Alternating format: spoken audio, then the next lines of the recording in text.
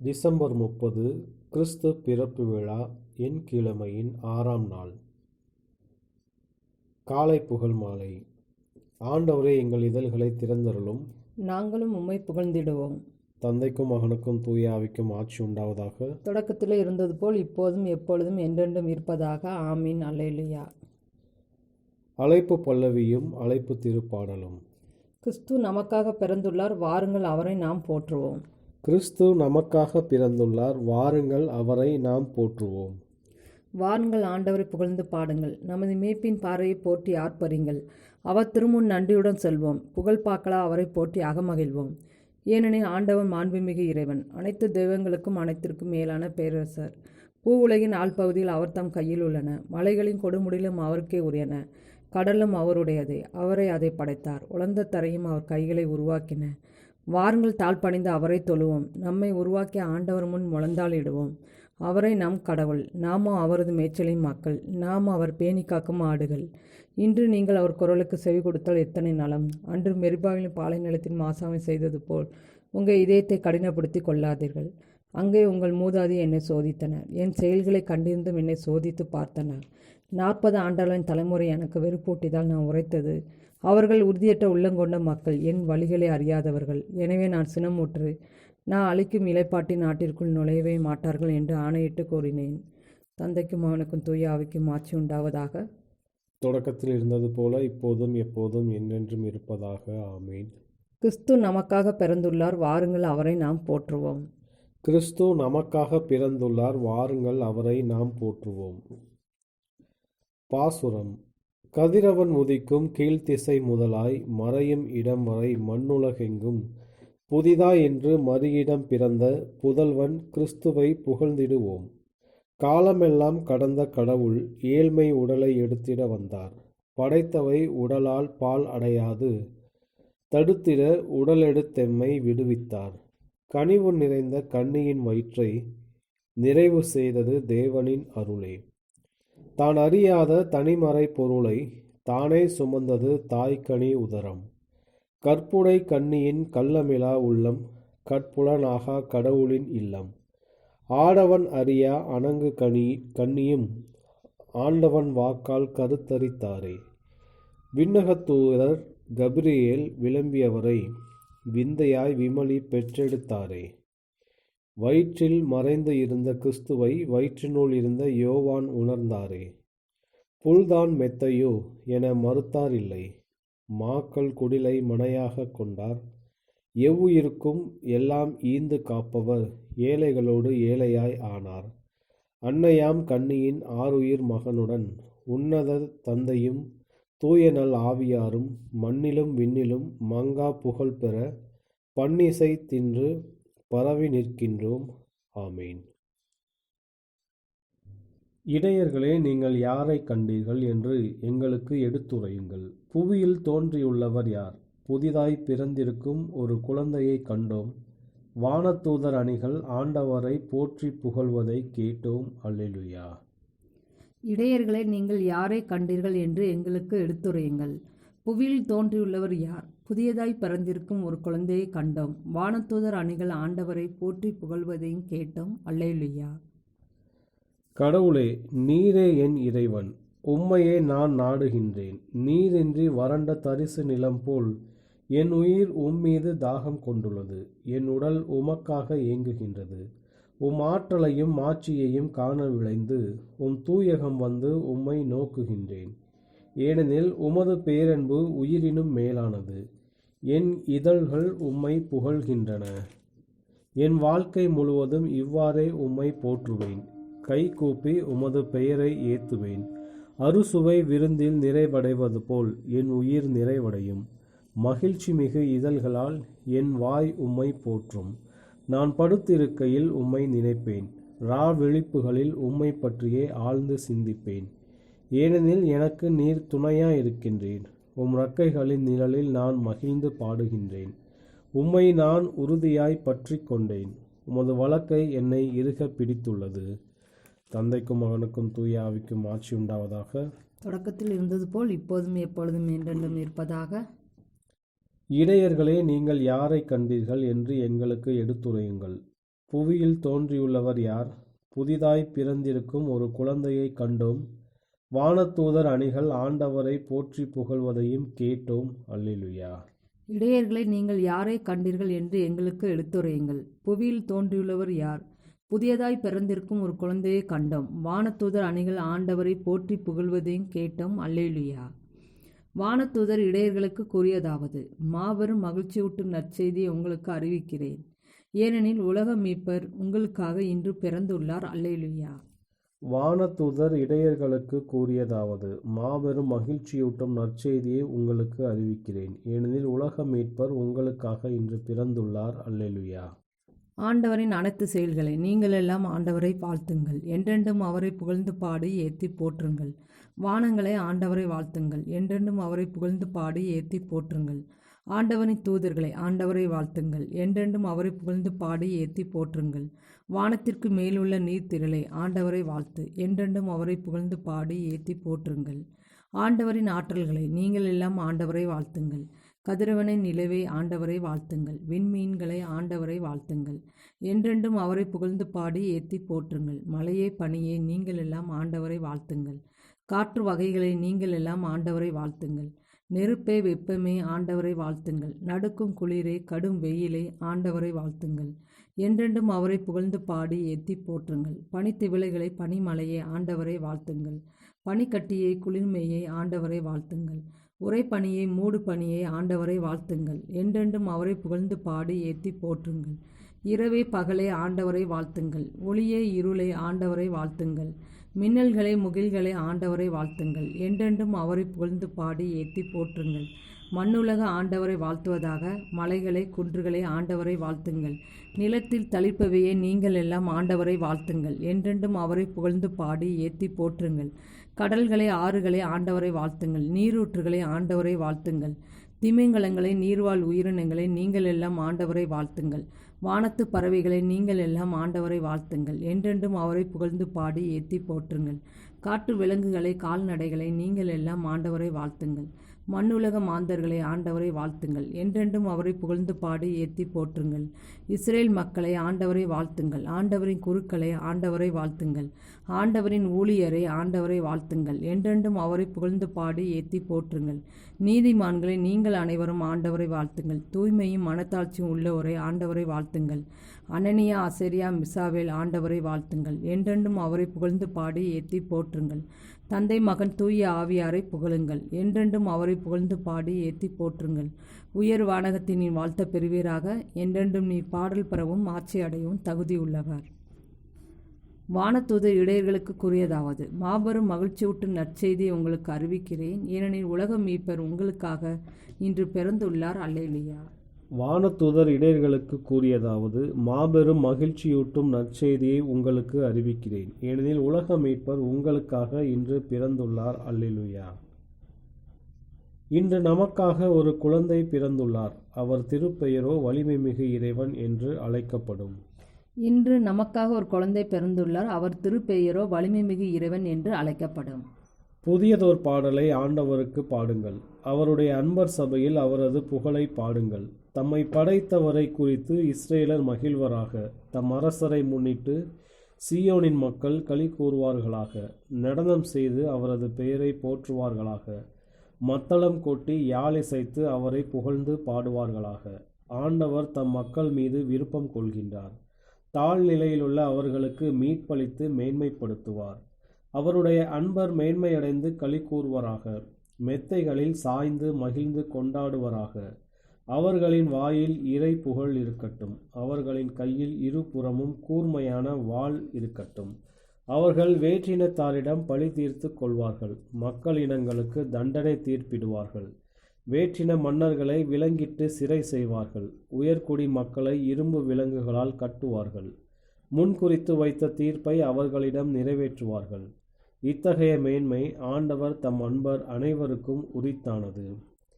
தந்தைக்கும் மகனுக்கும் தூய ஆவிக்கும் மாட்சி உண்டாவதாக.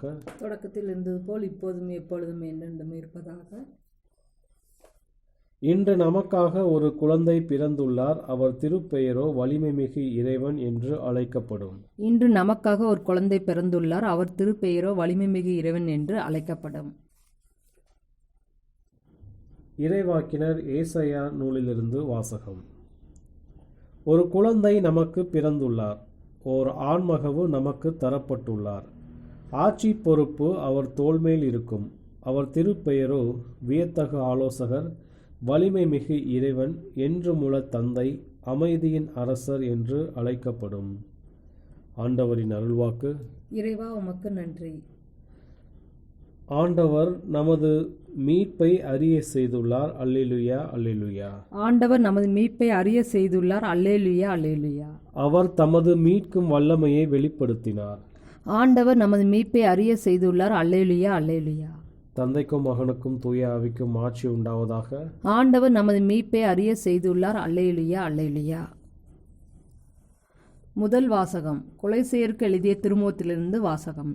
அவர் கட்புலனாகாத கடவுளது சாயல், படைப்பு அனைத்தும் தலைப்பேறு. ஏனெனில் விண்ணில் உள்ளவை மண்ணில் உள்ளவை, கட்புலனாகுபவை கட்புலனாகாதவை, அரியணையில் அமர்வோர், தலைமை தாங்குவோர், ஆட்சியாளர், அதிகாரம் கொண்டோர் ஆகிய அனைவரும் அவரால் படைக்கப்பட்டனர்.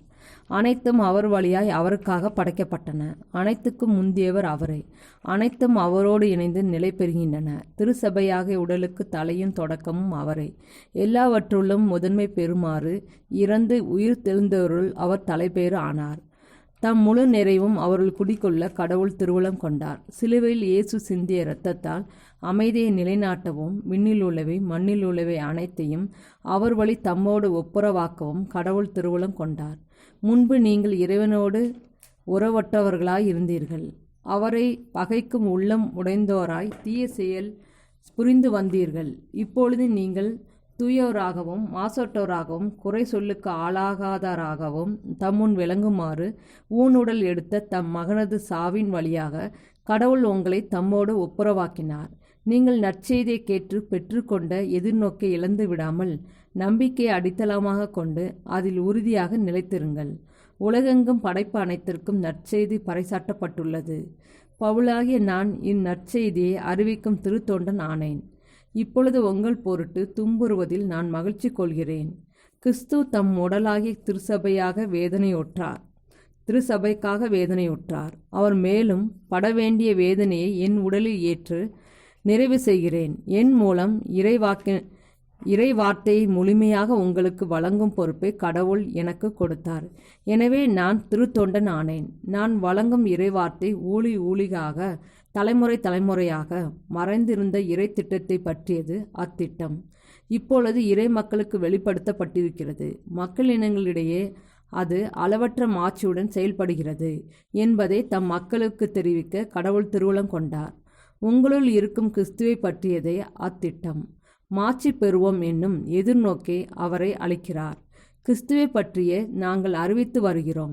கிறிஸ்துவோடு இணைந்து ஒவ்வொருவரும் முதிர்ச்சி நிலை பெறுமாறு ஒவ்வொருவருக்கும் அறிவுரை கூறி முழு ஞானத்தோடு கற்பித்து வருகிறோம்.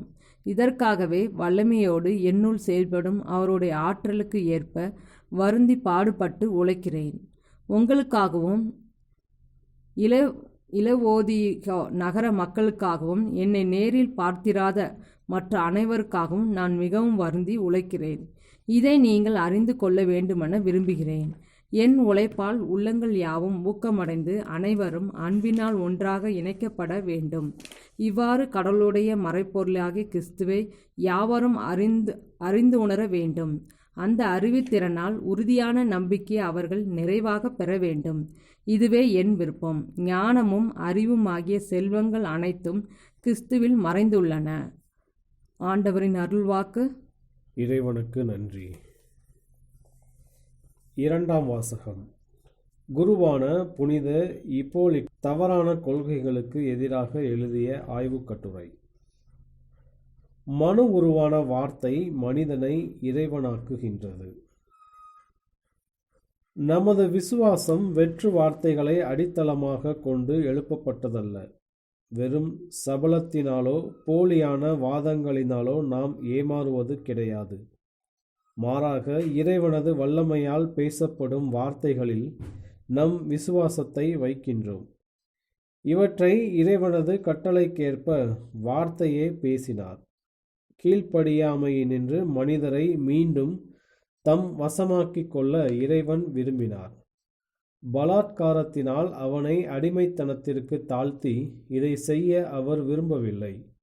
மாறாக அவனது சுதந்திரமிக்க விருப்பத்திற்கு சுதந்திரமான அழைப்பினை விடுக்கின்றார்.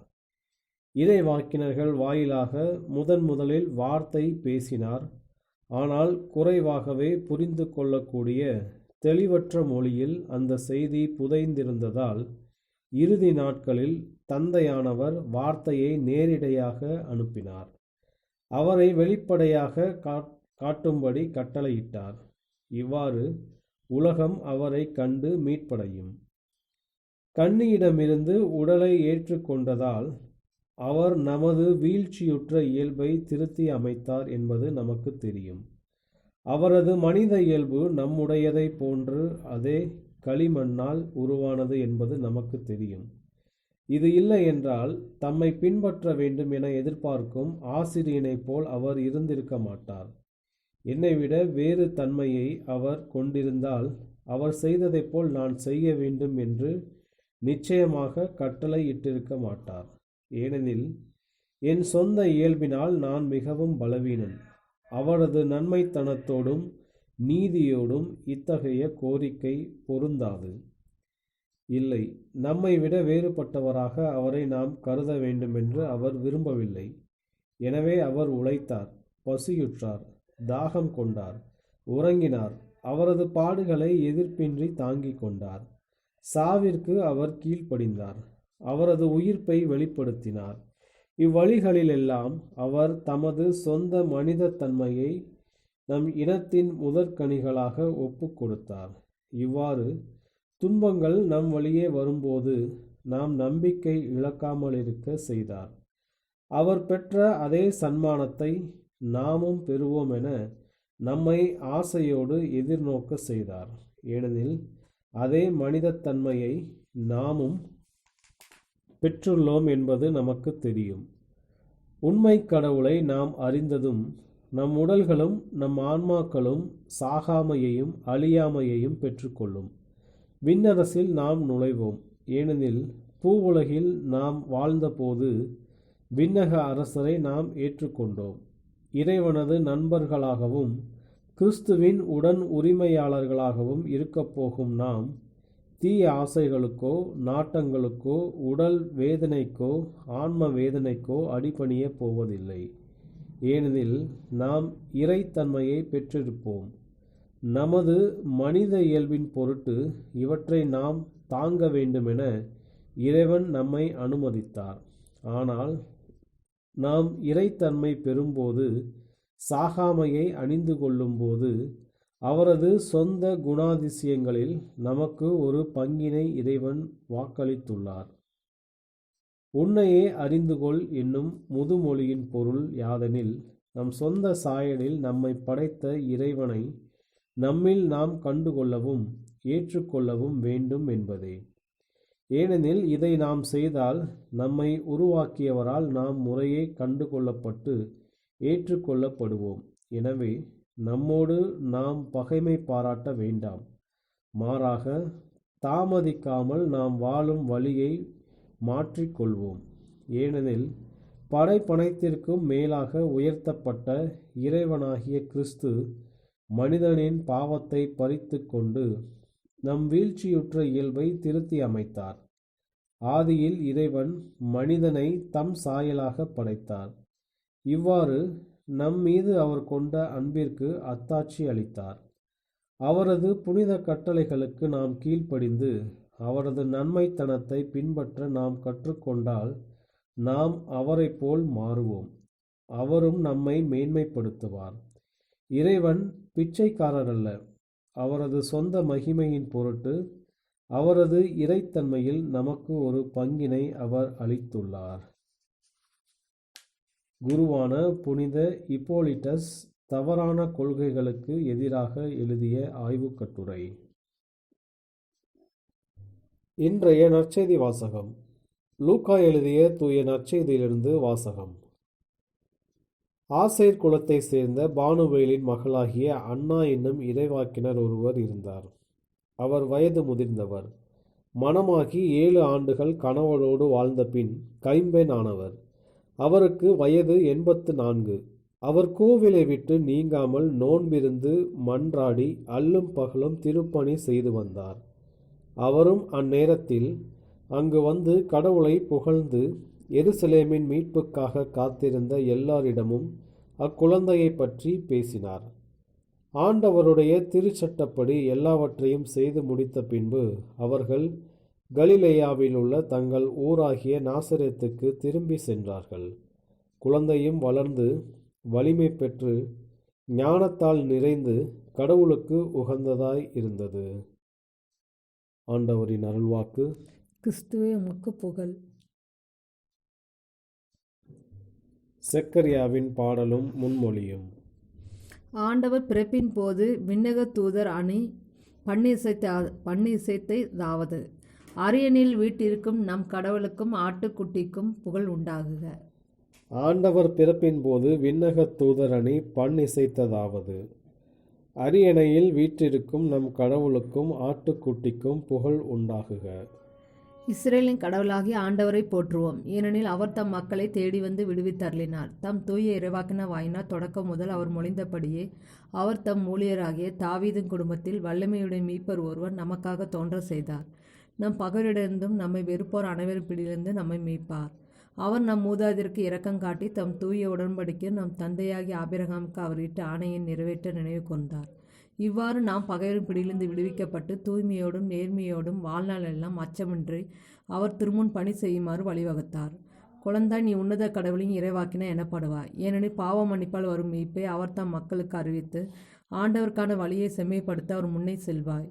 இருளிலும் இறப்பின் பிடியிலும் இருப்போருக்கு வழி தரவும் நம்முடைய கால்களை அமைதி வழியில் நடக்க செய்யவும் நம் கடவுளின் பரிவுள்ளத்தாலும் இரக்கத்தாலும் விண்ணிலிருந்து விடியல் நம்மை தேடி வருகிறது.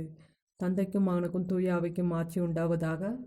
தொடக்கத்தில் இருந்தது போல இப்போதும் எப்போதும் என்றென்றும் இருப்பதாக. ஆமீன். ஆண்டவர் பிறப்பின் போது விண்ணக தூதராணி பண்ணிசைத்ததாவது, அரியணையில் வீட்டிற்கும் நம் கடவுளுக்கும் ஆட்டுக்குட்டிக்கும் புகழ் உண்டாகுக. ஆண்டவர் பிறப்பின் போது விண்ணக தூதர் அணி பண்ணிசைத்ததாவது, அரியணையில் வீற்றிருக்கும் நம் கடவுளுக்கும் ஆட்டுக்குட்டிக்கும் புகழ் உண்டாகுக. மன்றாட்டுகள். விண்ணகத் தந்தையின் திருவுளத்தால் அனைத்தும் கிறிஸ்துவில் புதுப்பிக்கப்படுகின்றன. கிறிஸ்துவிடம் நாம் மன்றாடுவோம். கடவுளின் அன்பு மகனே, எங்கள் மன்றாட்டை கேட்டருளும். கடவுளின் மகனே, காலம் நிறைவுற்ற போது நீர் ஒரு மனிதராக பிறந்தீர். எல்லாருக்காகவும் நீர் கொண்டுள்ள அன்பை எங்களோடு பகிர்ந்து கொள்ளும். கடவுளின் அன்பு மகனே, எங்கள் மன்றாட்டை கேட்டருளும். நீர் உம்மையே வெறுமையாக்கினீர், ஆட்சியால் எங்களை செல்வந்தராக்கினீர். உமது நற்செய்தியின் தன்னலமற்ற பணியாளர்களாக எம்மை உருவாக்கியருளும். கடவுளின் அன்பு மகனே, எங்கள் மன்றாட்டை கேட்டருளும். இருள் படர்ந்த எங்கள் வாழ்வுக்கு நீர் ஒளியை கொணர்ந்தீர். நீதி அமைதி பாதைகளில் எங்கள் செயல்களை முறைப்படுத்தி அருளும். கடவுளின் அன்பு மகனே, எங்கள் மன்றாட்டை கேட்டருளும். உமது வார்த்தையை கேட்க எங்கள் இதயங்களை பக்குவப்படுத்தும். அதனால் நாங்கள் எங்களுக்கும் எங்கள் சகோதர சகோதரிகளுக்கும் நன்மை செய்ய தகுதி பெறுவோமாக. கடவுளின் அன்பு மகனே, எங்கள் மன்றாட்டை கேட்டருளும். நம்முடைய தனிப்பட்ட மன்றாட்டுகள். ஆண்டவரின் இறைவேண்டல். விண்ணுலகில் இருக்கிற எங்கள் தந்தையே, உமது பெயர் தூயது என போற்றப்படுக. உமது ஆட்சி வருக. உமது திருவுளம் விண்ணுலகில் நிறைவேறுவது போல மண்ணுலகிலும் நிறைவேறுக. எங்கள் அன்றாட உணவை இன்று எங்களுக்கு தாரும்.